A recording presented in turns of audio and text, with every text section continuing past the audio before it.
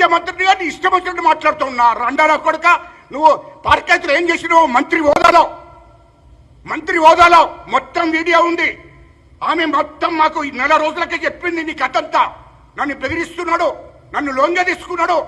ఒక హీరోయిన్ పాపం కొత్తగా వచ్చినప్పుడు అని నువ్వు ఏమని పిలిపించుకున్నావు?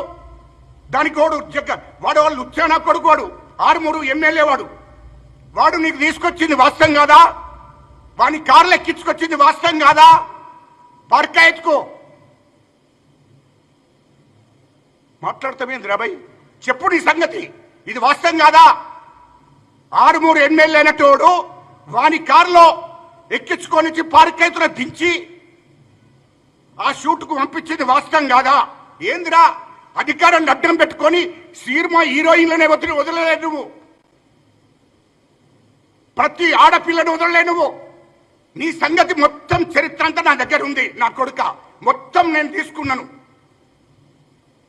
2018లో నువ్వు ఎక్కడికి పోయినావో, సినిమా హీరోయిన్ తీసుకొని ఎక్కడికి పోయి నువ్వేం బెదిరించినావో మొత్తం ఎట్లా లొంగ తీసుకున్నావు నాకు తెలియదా? 2021లో ఒక హీరోయిన్ పట్టుకొని నువ్వు ఎక్కడికి పోయినావో మొత్తం నా దగ్గర ఉందిరా నాకు చరిత్ర. నువ్వు మొత్తం నీ చరిత్ర అంతా మా దగ్గర ఉంది. ఎందుకు తొందరపడుతున్నావు? డేట్తో యుక్తంగా, నేను మాటల ఆరోపణలు కాదు, డేట్తో యుక్తంగా చెప్తాను. ఇది వాస్తవం కాకపోతే చెప్పు, బయటికి రా.